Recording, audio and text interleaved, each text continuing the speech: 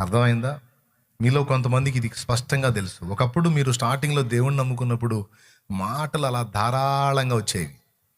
తర్వాత ఎవడో ఏదో అనుకుంటాడు, ఎవరో ఏదో అయ్యారు, లేకపోతే నువ్వు ఆత్మీయతలో బలహీనపడో, ఇతరులకు బోధించడం, ప్రకటించడం మానేశావు. ఇప్పుడు ఎవరికైనా ఏదైనా చెప్పాలంటే మాటలు రాట్లా. ఎంతమంది ఒప్పుకుంటారు ఈ పాయింట్ని?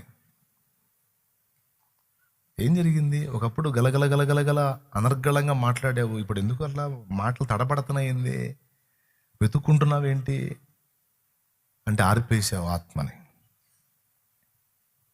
అందుకే చెప్పాడు, ఆత్మను ఆర్పకుడి, ప్రవచించుటను నిర్లక్ష్యము చేయకుడి.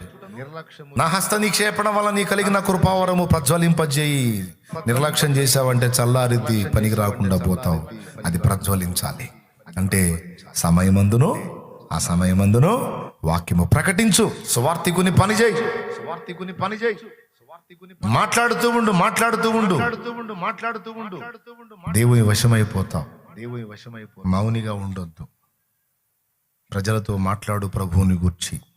పనికి మళ్ళీ పోసుకోలు కబుర్లు వద్దు. అవసరమైనది దేవుని వాక్కు. మాట్లాడు. వాక్యమే ఎత్తి ప్రార్థించు, వాక్యమే ఎత్తి బోధించు. నువ్వు ఏది చేసినా వాక్యమే చూసుకో.